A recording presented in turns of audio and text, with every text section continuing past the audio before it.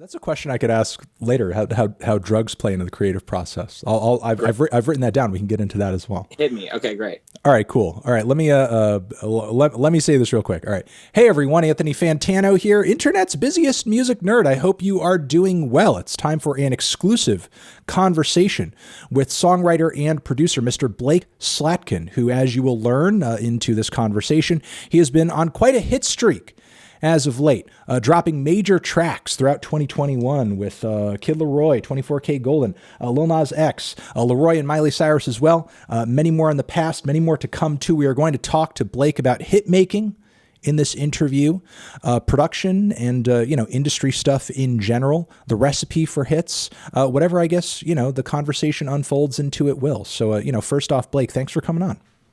Man, thank you so much for having me. This is crazy. No problem. And thankfully, thank you hopefully for coming through to be an open book about all this stuff too.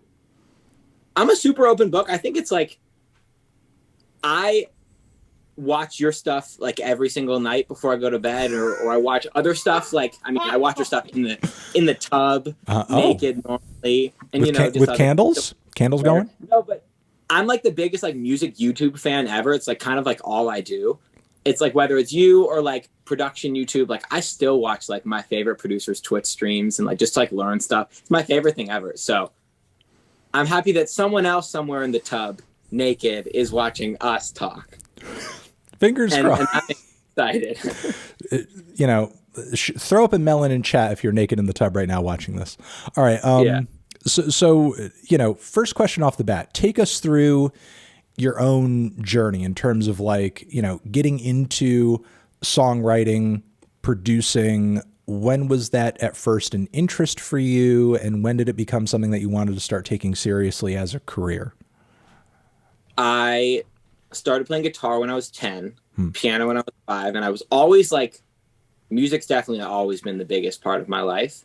And I started wanting to be like a rock star type thing, just playing covers, and I would play shows like the Whiskey A Go-Go, and I would like sell tickets to all my teachers and my friends. And then I think I found out what music production even was when I was like 15, and I just found Pharrell and Timbaland and Max and Benny and just all the super producers. And to me, it's just like the coolest thing in the world that someone who can, those people are all pretty famous, but someone who can just walk down the street normally gets to make music every day with all their favorite artists, different genres, is anything they love, and be across so many different projects. It's like the coolest. I don't really still understand how it's a job, honestly. So I just got obsessed with that. And I don't know, one of the probably my big breaks was I got introduced to Benny Blanco, who I was like the biggest fan of ever. Yeah. And I ended up he's a legend. He's a true legend. And I ended up working for him for 5 years, interning. Oh, yeah. And that's where you want to be. Yeah. It was the best thing ever. I just learned everything, and it was the best. I just got to be around all the coolest people, all my favorite artists, big or small, new or old. And, I was doing bitch work and working really hard, but it was 100% like the most worth it, best thing that ever happened to me. And then went to college for a little bit, dropped out when I got signed, and now somehow, I don't know, I'm here. So when you're talking about like, bitch work with Benny Blanco, we've had conversations like these with other producers before. Are you talking about like literally doing kind of grunt work in the studio, that sort of thing, or are you referring to something else? Never musically, actually. He wouldn't let me be anywhere near the music. Like I was like near the music and watching it be happy, but like I did not deserve to like be on the computer or do anything like that yet. Got it. So like all like dishes and like picking up vintage fireplaces 4-hour drives away and like driving them back, and then like just that kind of stuff. A vintage fireplace. Vintage fireplace. Yeah, that was one of my favorite ones I had to do. Okay, that's an interesting run. All right, so let's rewind a little bit, because you're talking about kind of as a teenager first getting into the idea or finding out about, the idea of production. Yeah. What is kind of like artistically your initiation into that field? Are you working through like a DAW or like a groove box or some kind of beat maker or something like that? Like when do you first start kind of, creating in that realm? How exactly are you going about it? I'm one of the weird kids because I use Pro Tools, which I don't know if you know DAWs, but Pro Tools is kind of like the most antiquated, old, impossible to use. Why would anyone do this DAW? And I started on it, which most people don't do, but I started on it because I saw a YouTube video, I think of Benny. Maybe it was someone. I saw a YouTube video of one of my heroes using Pro Tools, and I was like, well, that's clearly how you make hits, is you're just on Pro Tools. So I started on that. And I started not really recording beats. I started how most kids start now. I don't think I really did. I started recording songs that I would write and songs that I would do with my friends, or I would record covers or stuff like that, mostly recording. And then beats kind of came a little bit later.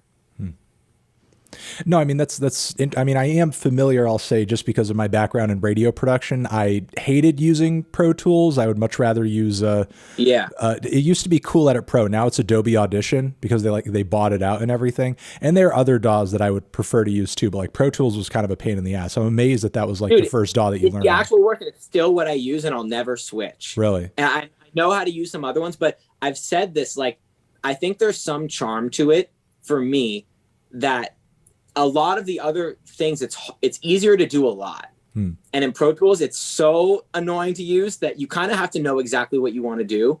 And if you're doing it, it's because you want to do it. Like, it's easier to kind of throw paint at the wall in FL or in Ableton, and that can be really good for some people. But I tend to just do too much. So I like being kind of purposeful. Got it. Maybe that's just what I tell myself because I'm trying to make myself feel better about using Pro Tools. I don't know. Either way, that's what I'm doing. All right. So, you're kind of cutting your teeth using this program and getting into production in general. When you're getting your foot in the door with somebody like Benny Blanco, how exactly are you making that connection or proving yourself? Like, are you just showing up and never leaving? Are you shadowing the guy? Are you bringing like your own work and beats and production to the table and be like, hey, I can do this. Like, give me a shot. Yeah. So one night I was on Instagram and I found like one of my friend's moms had posted a picture with Benny. And I had been trying to get connected to him forever. And I was just like, please connect me. And he didn't respond for a few times. And then finally he responded and he said, come through the studio. And I think he just liked me from we had like whatever interview you want to call it. We kind of just talked for a few hours about music. And then I just kept working for him. I didn't show him any music until like 3 years into working for him. Like, I was always like, if I'm going to show him stuff, I want to be ready. I want to have it be great. And it got to the point where like we went on tour with like Ed Sheeran or something. We were in like Toronto with Ed and all chilling. And Benny was like, Ed, Blake's never played me music. And it's like, why the fuck haven't you played him music? And it was like that, like everyone kind of knew like, oh, Blake hasn't played Benny music yet. And then one time I think I just got up the courage and played it. And I think it still sucked, but it was better than it was. And that's how we kind of started musically. And then fast forward kind of a year and a half later, I ended up doing a deal to Universal and him. And now I don't drive to get vintage fireplaces for him anymore. Got it. So would you say, was it before that deal or was it after the deal that you started getting like some of your first placements? Because I saw like toward the end of the tail of like the 2010s, like one of your earliest gigs was you were doing some stuff for Barbra Streisand. Is that the case? Yeah, that was my then manager's dad was working on Barbra Streisand, and he said, do you want to work on this? And at the time I had just been in the studio with O3 Greedo, and I was like, if I can be the only producer in history to have a song with O3 Greedo and also Barbra Streisand, I need to do this. So that was that. So you jumped at the chance. You weren't like, this is nerdy. No, I jumped at the chance because of that. Yeah. And I don't know, like, I'll be the only person forever. So I guess to like, rewind a little bit further from that though, like when around in this point in time, connecting with Benny, this deal and everything, did you first start getting like your first placements and like, you know, actual like artistic gigs and, you know, getting beats out there, getting instrumentals out there with artists? All started about then, in that year, 2 years. I think I started, actually, I was working with Omar Apollo. Yeah. You've done quite a bit of work with him too. Yeah, I was working with Omar Apollo and with Gracie, I think about a year before that. So that was just, I was going to college in New York. We had an apartment on Avenue C, and we set up a studio in the basement, and everyone would come through, and it was the best. He was like the first artist that I ever really worked with. And it was, it's been the cool. That's kind of how I discovered that, like, I have the most fun working with people from the beginning and just watching them grow and watching them. Like, I get so excited about artist music, and it's so gratifying watching other people slowly or even really fast just discover what I love about them and seeing them get bigger and bigger and bigger, and being there for those moments, like Omar playing Flog Gnaw for the first time or getting on Fallon or any of those things. It's like, it's the most fun ride ever. And, you know, you've worked with a bunch of different artists since then, to talk about kind of that process of working with certain artists from the beginning and your, you know, relative experience so far, because your career is still growing. Have you found that there are some tools of the trade, rules of thumb that have worked for you across all of these different experiences with these different artists? Or does it feel almost like starting from square one when you're working with a new person because maybe their process is totally different? I mean, everyone's process is definitely completely different. Like every single artist I work with has a completely different process, and I love that. Like it makes it fun. Some people, like, I get a song in 2 hours, and some people will work on a song for months and months and months and months, and changing a hook and changing a pre and like all that kind of stuff. No, I haven't really found tools of the trade. Like, of course there are little things, but the only thing I kind of use is just like, again, I'm the biggest fan of music ever, and I somehow ended up in this place where I get to make music with the people that I love more than anything. And that's kind of all I do. I just work with the people that I love. I'm lucky enough now that I can get in rooms with those people, big or small. And as a fan, a lot of times I'll just make what I want to hear as a fan of them. If it's a new artist, I'll make what I think they should be known for, or help them, whatever I know that they want to get done, kind of help them do that. Or if it's an artist that's been around for a really long time that I'm a huge fan of, I just want to make what I've heard or what I would want to hear as a fan. If I was listening to their album and I put on New Music Friday and I listened to what they just put out, I'd be like, oh, fuck yeah, I'm so glad they're doing something like that. And, you know, to sort of get into the meat of this conversation, like especially with the streak that you had last year, I mean, you know, would you say with these tracks, knowing the countless streams that have been racked up, the Grammy nominations, you know, that you've got in response to these tracks so far, congratulations, by the way. Thanks. You know, is there anything in terms of like what you're seeing maybe as like, I don't know, a recipe that's kind of tying a lot of these tracks and experiences together? Like, you know, that's like kind of an essential piece of a hit, or a hit needs this or a hit needs that. The only thing for me is I make music every single day. Most of the time I'm making a new song every day. The songs that have been really successful are the ones that I just can't like forget. I can't get them out of my head. I wake up the next morning thinking about it. I wake up in the middle of the night thinking about it. I just like, I don't know, it just gives me a feeling.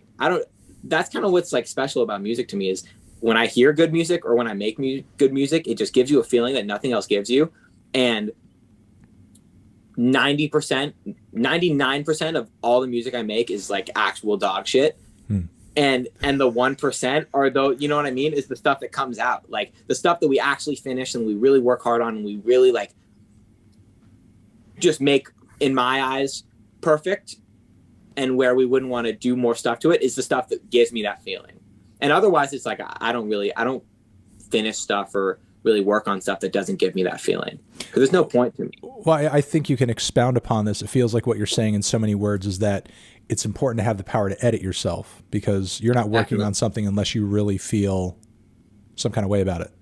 Yeah, and I've been really fortunate too. Also, I never make music alone. I make music with people who I'm huge fans of, like artist-wise, of course, but songwriter-wise, producer-wise, and a lot of times I'm really wrong. And sometimes we'll make something and I don't really see it, and then one of my collaborators will be like, "No, I don't think you understand." And then I trust those people and we work on it. And sometimes I get to love it, and sometimes I still hate it. And I'm like, either way.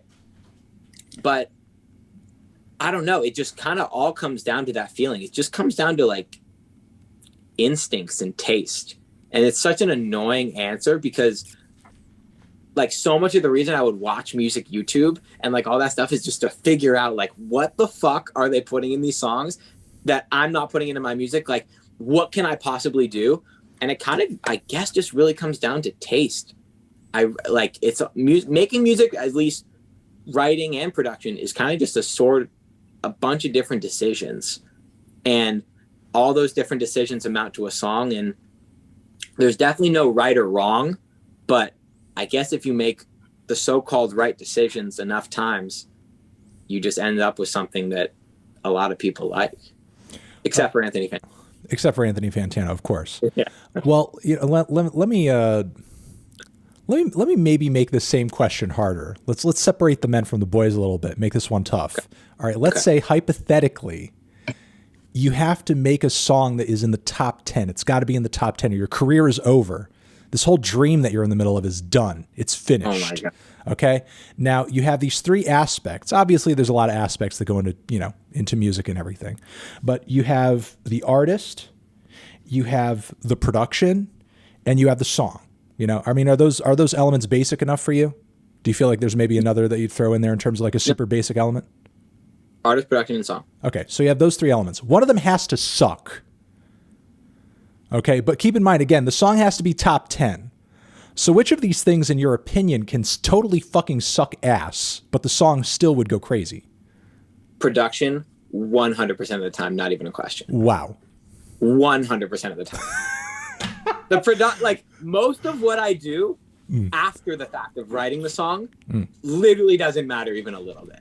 Wow. Like, obviously it matters, of course, but some of my favorite songs ever have production that I would never do. And maybe that's what makes it good. But there's like, I spend 2 weeks mixing stuff sometimes, being like, can you take the little S sound and turn that little S sound at 305 down? And then can you also bump the snare up 0.5 dB? Like that, none of that shit fucking matters. And of course, like it does matter because I want to make it perfect in my eyes. And I don't want it to leave my computer and people to hear it until I'm like super proud of 100% of it. So I make all those things, but at the end of the day. So again, when production bad, we're talking like the worst VSTs, the mics are trash, just the recording's not great. And sometimes that's what makes it amazing too. Like sometimes there are songs that I love that have the worst sounds, or they're recorded horribly, but that gives it a charm. It's definitely not like I'm trying to get the most quality every time I make a song at all. I'm not trying to be like, oh, we have to use this mic and we have that. I don't really care about as much because you learn it doesn't matter. Got it. I think, I think there's so much charm and stuff that people would say is bad or sounds bad, or especially if it's a hit song, then clearly something was special about it. I'm a big believer in that too. Like there's a lot of hit songs. I'm sure a lot of my songs, people could be like, oh, that's blah, blah, blah. And there's a lot of hit songs that I'm like, that's blah. But if there's 6 million songs released a day, if something got to the top 10, especially if it got to the top 10 for a while, there's something that's amazing about it. I don't care what anyone says. Like something is great because that doesn't just happen. Like you can pour so much money into a video. You can pour so much money into the marketing. You can pour so much money, and you see that all the time. Labels will push a song so fucking hard and it still doesn't work. So there's not really cheating to this, I don't think. There's cheating in the way that like, okay, if you have a big platform, obviously people are going to listen to your music more. And then maybe you have a greater chance of being a hit maker, but 20 like Golden wasn't the biggest artist in the entire world when we released Mood. Right. And that song stayed at #1 for 8 weeks. Like that was the biggest song of that year. So many other people dropped. And so many other people dropped amazing music. And I'm not saying at all that Mood was more amazing than anything, because that's definitely not the case. But Mood stayed at #1 longer than they did. So there's something about it, you know what I mean, that worked. And sometimes it's not even the music. Sometimes it's like Blinding Lights got, first of all, that's one of my favorite songs of all time. But a lot of what made Blinding Lights was so big was the TikTok moment and stuff that you can't even control when you're making the music. Sometimes it's just like a perfect storm and everything comes together to just be like, the world can come to you and say, hey, we fucking love this song. Or a lot of the world.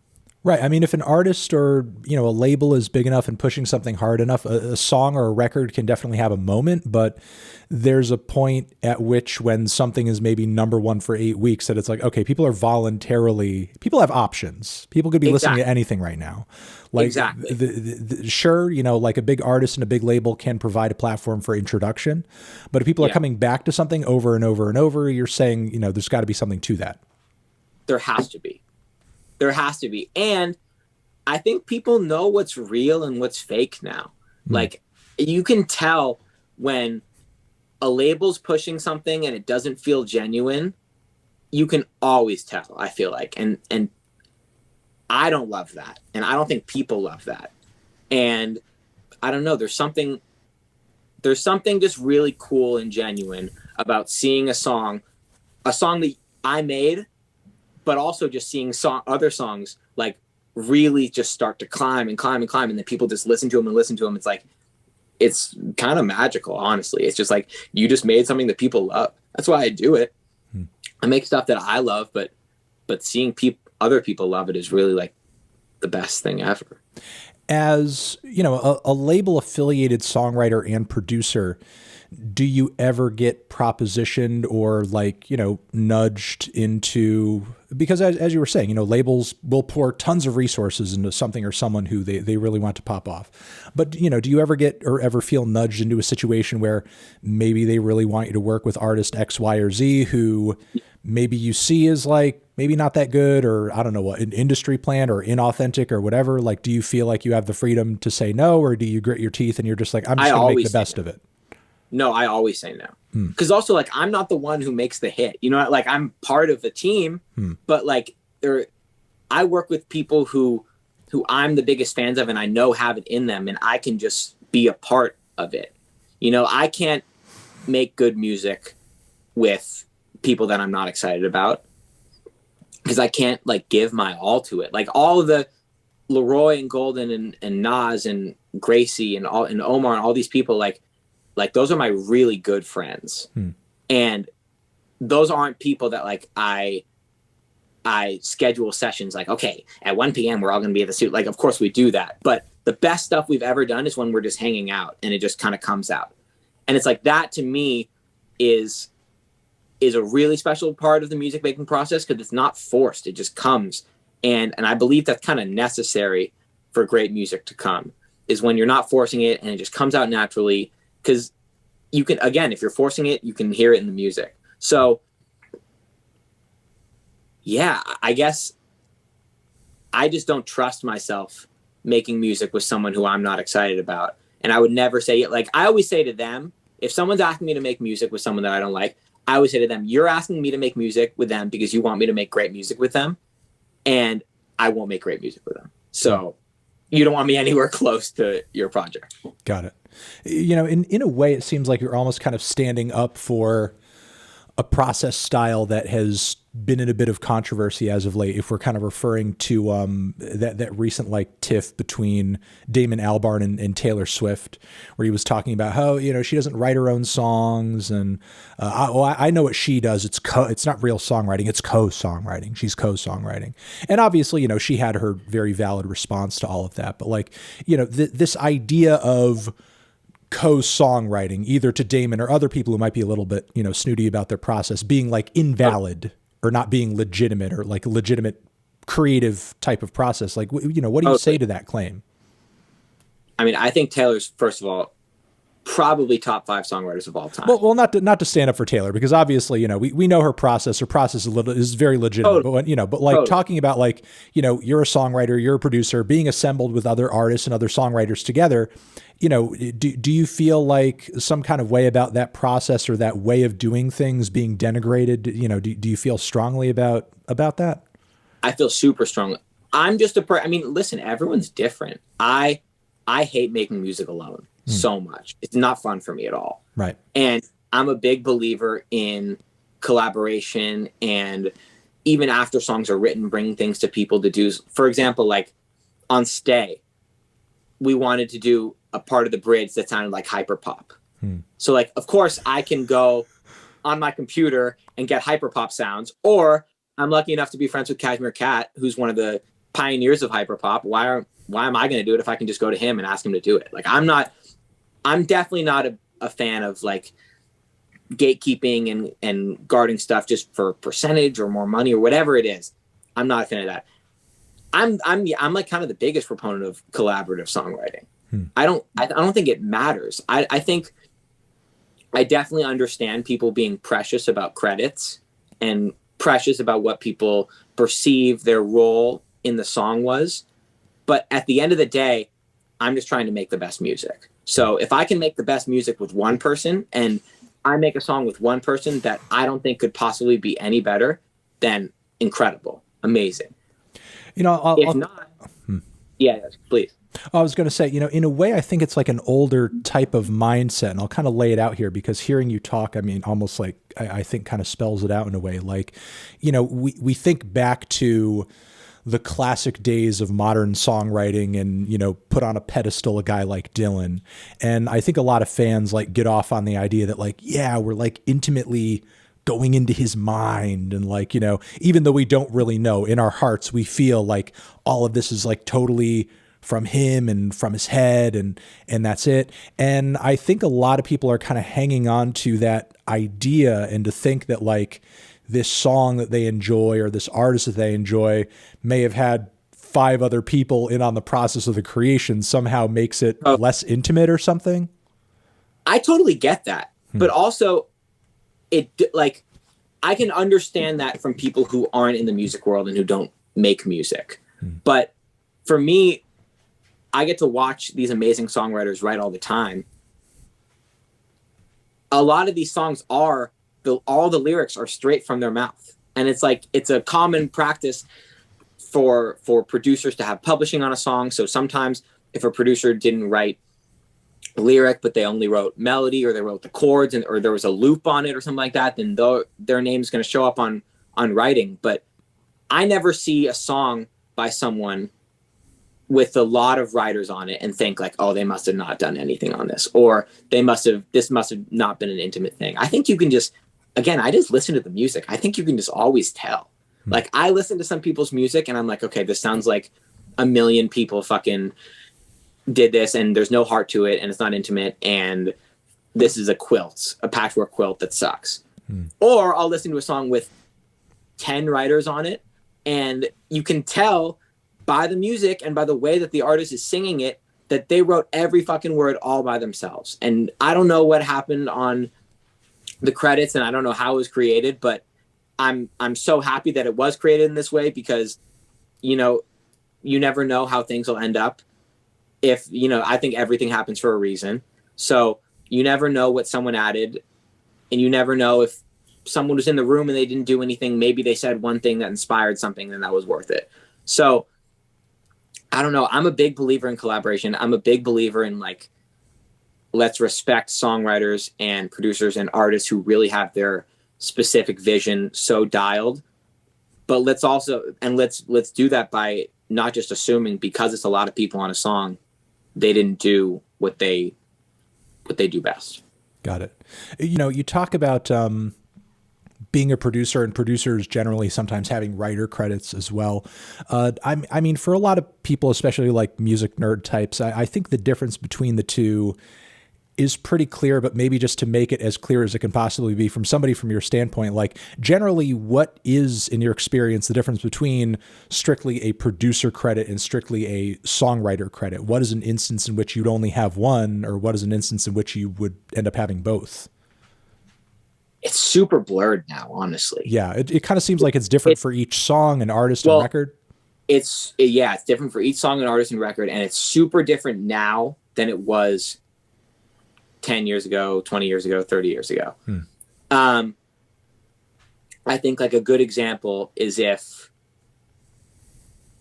someone, I don't know, like I always give publishing to anyone who does anything on a song, whether it's production after or before, but that's my. So it really kind of depends on how the people involved in the process want to do things. I think it really depends on the way that, it depends on how the artist feels. It depends on how the producers feels. It's all that. It's super case by case. And, you know, when you're talking about artists kind of having a different ethos with that, in your experience, like what is usually driving that? Is it more of like as you were maybe referring to earlier, kind of a gatekeepy thing? Like I want it to seem like there was as little input in this as possible, or is it more about like, you know, divvying up percentages and stuff? I think different every time. Again, it's not the way I normally do things. So it's whatever. Some people have their own opinions. And again, this is art that we make and that we slave over. And that is really emotional sometimes. And that can make people emotional. It makes me emotional all the time. Like you really, you put everything into your music. So anything around it, down to the marketing or how the album cover looks, like all that kind of stuff, in a way an emotional thing, because it's intense, because you care.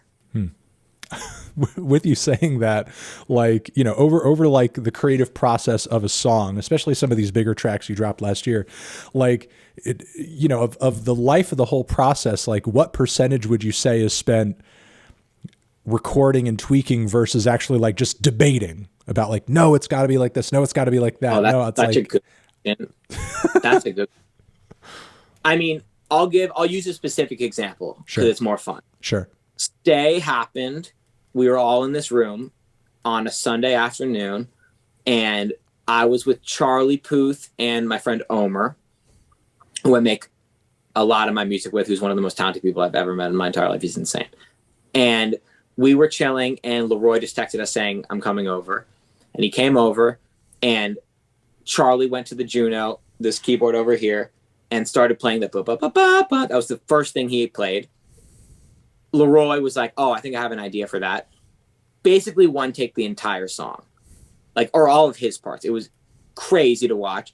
We tweaked a few things after.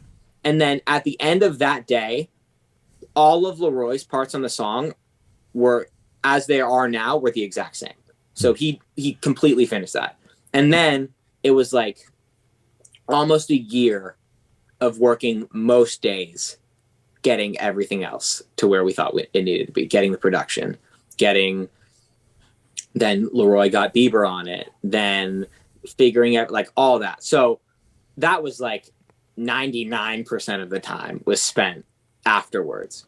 And it was just kind of just like taking this perfect stroke of genius that LAROI did and making sure that everything else on the song was up to that standard. And what would you say was kind of making, like, who was mostly like engrossed in that whole process of like making everything else as perfect as it possibly could be? What was making that process so long? Was it just like a lot of disagreement amongst everyone kind of in that whole thing?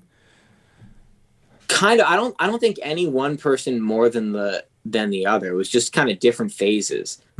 Maybe not disagreement, but more like, again, it's a feeling and it's an instinct, and you kind of just work until the whole song gives you that feeling. And then it's the most frustrating thing ever when it doesn't, because you don't really know how to do it and you kind of just keep trying shit. But, you know, one day it just falls into place. One day, all of a sudden, you just get that feeling and you're like, oh my God, thank fucking God. Well, it's funny talking about this, you know, given what you were saying earlier, because it sounds like, again, what you were saying, like with the production stuff, you guys spent so much time on the production. 100%. 100%. And also, there will never be any way to know that maybe we could have dropped the first day's bounce and maybe it would have been just as big of a hit. And if that, then that's 6 months of my life and it is what it is. I don't think that's the case. Right. But still, you never know. Again, everything happens for a reason. You never know what made the song be what it was. But 100%, a lot of the time that we spent doing things that like little tiny sounds that are 45 dB down, it's like a white noise thing that goes like on top of the snare, so it sounds a little better. Like, shut up, Blake. It doesn't really it doesn't matter. It doesn't matter. You know, how often in your experience do you feel like you end up running into tracks that may hit the top 10 that maybe have one of those other elements that we talked about earlier, sort of like, you know, vacant, either the artist or the performance is really bad, but it still charts really high, or the song is really awful, but the artist is popular and the production is popping, but, you know, it still kind of pops off anyway. How often do I think that happens? Yeah, and you know, maybe you could maybe without ruining your career, you could cite an example too. I mean, you know, whatever you want to do. There's definitely no chance of me citing an example, unless I kind of figured. Like, give me one person that's been like incredibly canceled, and like the world kind of agrees, like fuck that person, and then maybe. Okay. But I don't know how often. I'm literally going on the top 10 right now. Let's see. But I'm going on global top 10. Don't go on the top 10 if you're not going to name any names. I don't want you to have to do that. I like all these songs in the top 10. You know, I could tell you a bunch of artists that my audience don't care for, but that's probably not the standard that you want to work by. No. Who does your audience hate? Machine Gun Kelly. They don't care too much for Machine Gun Kelly. Okay. I love a lot of Kells. But you know, yeah. I will say this. One thing that I think is kind of cool about some of your tracks and the production that you've worked on is that, you know, one of the things that has been a definitively kind of missing characteristic and element of a lot of the pop music of the 2010s has been the guitar. You know, it's like, I mean, totally. It feels like that whole decade, a lot of the siren call was like, yeah, the guitar's fucking dead. Fuck the guitar. Guitars are for losers. Yeah. But, you know, in like these recent tracks, like the pop punk fusions that you've done, you know, that one Kid LAROI track that you did that's more of an acoustic cut, like the guitar is like front and center. It's prominent. It's like, super. Is the guitar back, baby? Like what's going on with the guitar? I think guitar's back. And I also think, going back to that, I think the best thing about music is that some people can be like, fuck that artist, and other people can be like, I love that artist more than anything. And it's just all completely subjective. I love that.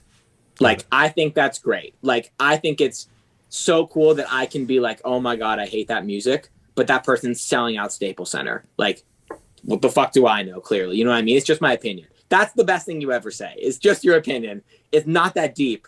It's just like whatever we like. I have a question for you, actually. Ask me a fucking question. You're not, then this is part of what I love about you, is you're not at all someone who will see a song at number one and be like, that's a great song. Like, you're not afraid to be like, that shit fucking sucks, no matter how big it is. So, in your opinion, what are your favorite hits? Biggest songs that you can think of that you're like, oh my God, that song is great.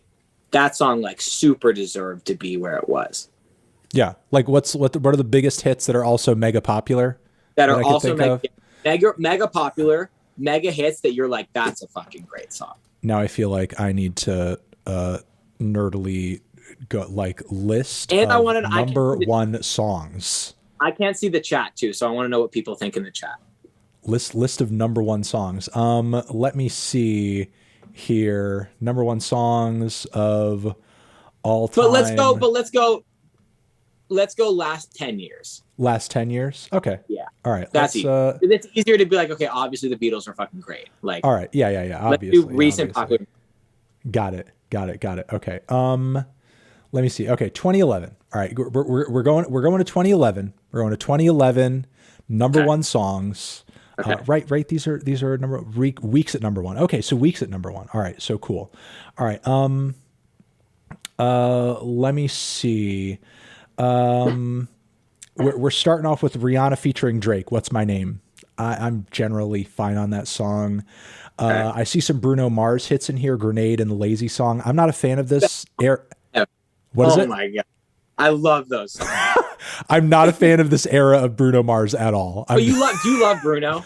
No, I do love Bruno, and I love, Okay. I love like, his last record, and I love Silk Sonic. I think he's like Bruno to me is a perfect example of someone who makes the biggest hits in the world. That's like, dude, 24K Magic. Like, how are you getting? Yeah, there? like 24K Magic is very much my vibe. And that one track that he had that sounded like a goddamn Police song. It was where I think for me artistically the tide started to turn for me a little bit. I think the intersection of artistic greatness and popular greatness is kind of what you're always going for. No, I get it. Like, that's what I'm always shooting for. We have Adele, Someone Like You. I mean, that's a great song. Perfect. We have over here Jennifer Lopez featuring Pitbull, On the Floor. I'm not hot on that one. I'm not hot on that one. You don't have to be on. No, I know. I'm just saying.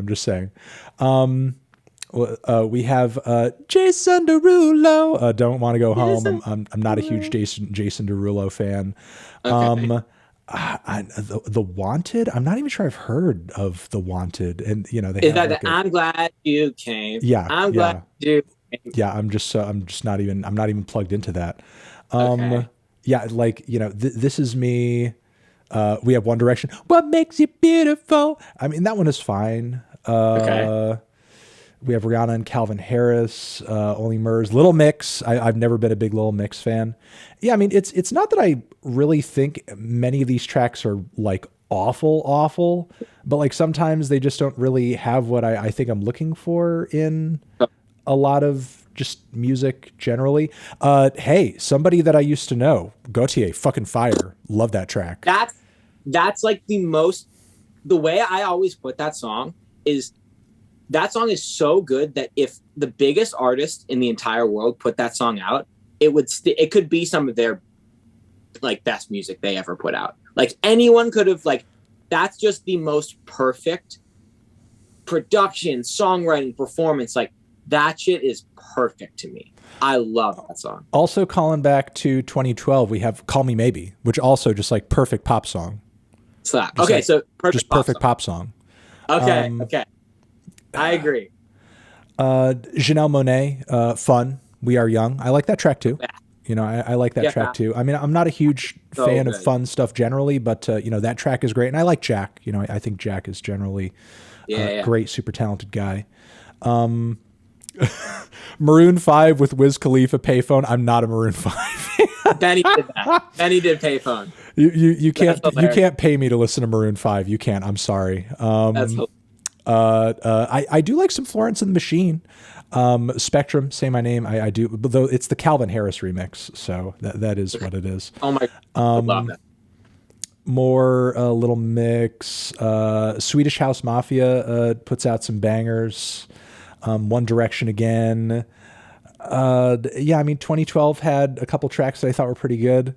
Okay, now I have another question for you. What is it? So I was saying before that I'm a big believer in, even when I probably have a bigger scope of pop music that I love than you. Sure. All good.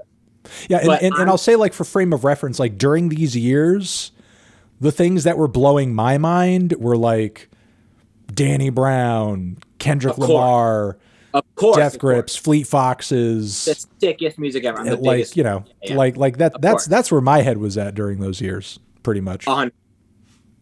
So I was saying earlier, I'm a big believer in, even if I think a song, like, I'm like, oh my God, I don't like that. Like, if it stays at number one for that long, there's clearly something that makes it amazing and genius. Are you the same way or no? No, I pretty much like repeated that sentiment earlier, and I mostly like agree. And I will say a lot of these tracks, I'm looking at this chart here. The audience obviously can't see the chart, but a lot of the songs that I cared for the least were only at number one for like 1 week, and that's it. Call Me Maybe. It was multiple weeks. Although I will say, like, an exception I've seen over here is like the multiple weeks in 2013 that Blurred Lines spent at number one. I've never been into Blurred Lines. I did not get the Blurred Lines hype at all. I didn't like get the Robin Thicke resurgence at all. But hey, like you know, right next to it, there's Iconopop with Charlie XCX. I love it. That track's a banger. Love that song. You know, that's Charlie's Charlie's so good. Her new music is so good. I love her. No, I mean, you know, I love her hyperpop shit a lot. You know, what do you think about, in your opinion?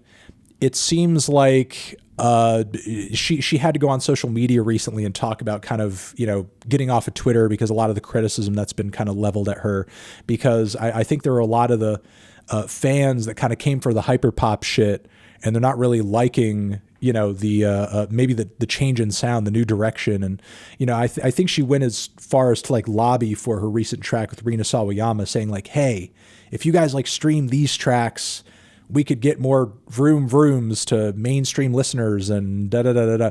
Like, is that as a I don't know what, like a plan, something in your mind that like is doable, works? Like, is that even a thing? Like, could Kid LAROI start dropping hits to get people to be like, hey guys, support these massive hits that I'm coming out with. Justin Bieber's on them. This guy's on them. That guy's on them. So I can get more people to listen to my lo-fi project, man. I really got to get people to listen to my weird tape music EP.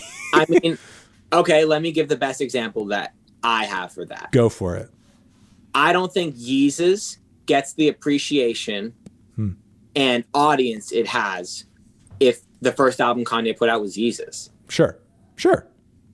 You know, that's the best example I have. Or if it was anybody else but Kanye that came out with it. 100%. 100%. Blonde is one of my favorite albums of all time, Frank Ocean. It doesn't have the audience, and people don't look at it with the lens or pay attention to it like they do if he didn't have all the music before. I don't think that's to me, that's not a controversial opinion. Maybe it is. But I do think there's definitely something to having an audience for your stuff that's different and that is more open because they have so much to love you for, and they love you so much that they're really just down to rock with whatever you do. And in that way, instead of like finding a new artist, you listen to music differently. Mm-hmm. No, it's true. And, you know, would anybody sit through the hour-long, multi-phased jazz, hip-hop exploitation odyssey that is To Pimp a Butterfly if Kendrick hadn't put out... To Pimp a Butterfly, perfect example. Yeah. It's perfect. And you don't know if To Pimp a Butterfly is winning Grammys if it's by a new artist and people don't know or care about that person. I like to think in an ideal world that if people put out amazing music, it's going to get the audience it deserves. Mm-hmm. But sometimes that doesn't happen, or sometimes people just don't listen to it with the same care and admiration as they would if it's a Kendrick Lamar that's dropping it. You know, in your experience through either the sessions that you do or the artists that you kind of run with, and, you know, the people who've had long careers that you've, you know, crossed over with at this point, you know, are there ever points where your audience to maybe a fear or a hesitation that, hey, you know, I don't want to do this wild, crazy, experimental out there kind of idea because I'm afraid the audience might not accept it, you know? 100%. Yeah. 100%. And, you know, there's two ways of looking at that. It just depends on what people are trying to do. Some people are super just trying to make the biggest records they can possibly make. And then to those people, I would say, maybe we don't have the intro 45 seconds long. You know what I mean? Like if we're trying to get a radio song, maybe we don't want that. But if you don't want that and you just want to make your perfect album, you want to make your perfect music, then let's do a fucking 10-minute long intro. Doesn't matter as long as you love it. And some of those people have fans that love them so much that if they love it, they're going to love it. And both are equally special.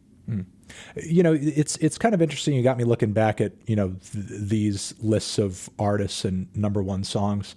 And, you know, we're looking at like Flo Rida, Jessie J, David Guetta, Tulsa, Chris Brown, Katy Perry, Maroon 5, like I said, will.i.am, Maroon 5 again, Florence and the Machine, Wiley Rita Ora, so on and so forth. You know, fast forwarding 10 years later, or even just like toward the tail end of this same decade, like, do you feel like the landscape of number one hits that are out there has changed? Because like, I feel like, you know, I don't know. In a way, I kind of feel like we've hit maybe a paradigm shift that you could have a song like Childish Gambino's "This Is America," you know, be a number one song, or even have like Cardi B and Megan Thee Stallion's "WAP" be a number one song, and like, you know, with it being so hilarious and raw and like explicit. Not that there hasn't been explicit music before, but like for it to be number one and as wildly popular as it is for so fucking long, you know, it seems like there's kind of been a bit of a sea change, because like when I look at some of this stuff, I mean, I don't hate a lot of this music, but there is kind of, even Call Me Maybe, as much as I like that track, there is like a very idyllic kind of sanitary, you know, vision to that song that is being portrayed. And you think it's less sanitary now? Well, yeah, in a way, you know, because I think there is something that is really raw and kind of unforgiving, and even in a way ugly, purposefully ugly, because it's like trying to portray like something that is raw or like real, you know, in the case of like This Is America. Like when I look through these first several years of pop hits on, you know, number one pop hits through the 2010s, like there's no This Is America here. There's no analogous track that says to you, this is the bullshit state of the country. Like the edgiest thing in this first several years is CeeLo Green's Forget You. That's true. Really good point. I do think 100% has changed, and I think it's a lot to do with streaming being more king, TikTok being more king, and radio going down. I think that's a huge, huge thing, because there's way less gatekeepers now. And now it's more kind of just like, it doesn't matter how good your label is at radio. It doesn't matter how many people here's the thing. I agree with you. I agree with what you're saying. But in your opinion, I want to know why. Because here's the thing about streaming, though. Like, again, I agree that there's been a shift, and that's probably been why the shift has happened. But like, at least from what I see in the streaming industry, it seems like you've got to fight to be even more widely appealing, because you've got to fucking have so many more streams on a track to get a goddamn single sale. So like, wouldn't you need to work for a song to appeal, again, even more widely than it would need to be if it were just being played on the freaking radio? Or is there something about the radio context that a song, at least from tradition, has to be a certain way, whereas like maybe artistically things are freer on the internet? I think you just hit the nail on the head. I think the radio kind of format or template, or songs need to be this long and songs need to have a chorus like this, and you know what I mean?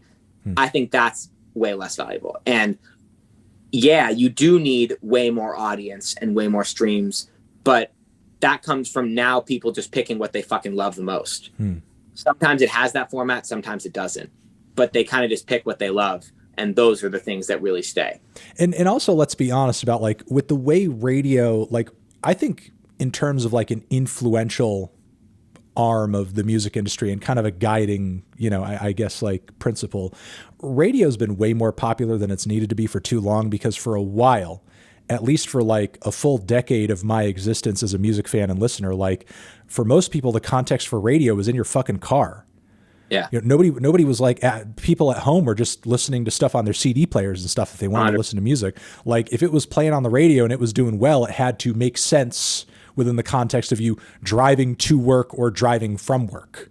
That's really, and if it didn't make sense in one of those contexts, then it wasn't going to do well on the radio. But the thing is, like, people spent so much time outside of their music listening lives, outside of the fucking car, you know? And when you think about it in that way, it's like, who wants to make music for, or listen to music just meant for the car, you know? Whereas like, at least the internet at least kind of frees things up a little bit more, because you can listen on your device on the train, walking, going here, going there, appearing at this place with friends, being at a restaurant or something like that. You could listen anywhere. It doesn't just have to sound good in the car. Or you're just on your phone scrolling through TikTok and you get 2 seconds of every fucking song as you're scrolling, and something just catches your ear. You're like, that's pretty tight. I like that. Right. No, that's true. You know, look, I mean, this is like pretty much all the questions I had for you, except the one that kind of came up earlier. You know, we were talking about drugs. You know, I mean, God, amazing. Love drugs. Love. You know, in your experience, your personal opinion, because obviously everybody's process is different, you know, from your own process and observing other people's processes as well, you know, do you see drugs as kind of like something that helps things along, or does it kind of like make things more difficult, fuck things up? Like what, you know, what's your deal with that?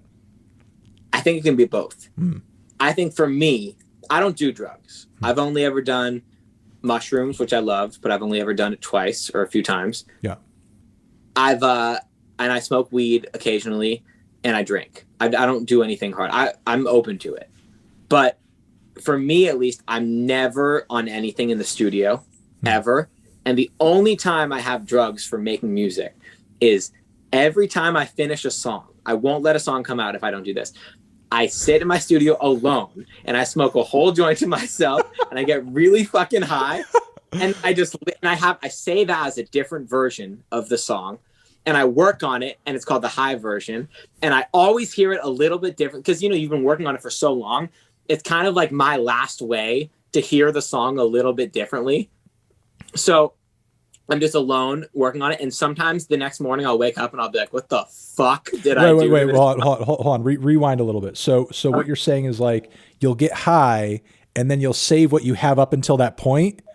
And then you'll be like, now that I'm high, I'm going to alter this a bunch while I'm high. No, so I'll do basically I'll make a new version. Yeah. So like I don't touch the regular version. Got it. So you'll have like the finished version, but then you'll get high and then you'll be like, okay, now I'm going to make my high alterations. Literally, that's exactly what it is. There's a high version of everything I've ever made. Got it. And it's just me alone. And I'm like fucking weird, I'm sure. And I'm probably just like dancing alone. And I always hear something a little bit different. And sometimes I'm like, oh, that doesn't need to be there. And I wake up and I'm like, wow, thank God I heard that. Or I just ruined the fucking song and then all good, I tried it. Okay, so in your experience, it's never gone one way. Sometimes it ends up a little bit better. Sometimes it ends up worse. 100%. It never like, it doesn't like always make the song better, ever. Just sometimes there's like a few decisions. And also, again, we're not talking about the song itself. We're not talking about the artist. Right, exactly. We're talking about the fucking that I put on top of the snare to make it sound a little bit better. It's like that kind of shit. Right. But so again, who fucking knows? But that's the only kind of way that I use drugs creatively. I know a lot of artists that have had like the best breakthroughs on mushrooms. I know a lot of artists that are really good recording high. I know a lot of artists that are really bad recording high. Everyone's a little different. Okay. Well, hey man, look, you've been a great guest. Thanks. Open book, talkative, amazing, funny, charismatic, knowledgeable, lovely. Maybe we can do mushrooms together one day. Oh, do you do mushrooms? No. Okay. Well, then your first time is with me. I'm going to take that as a huge compliment.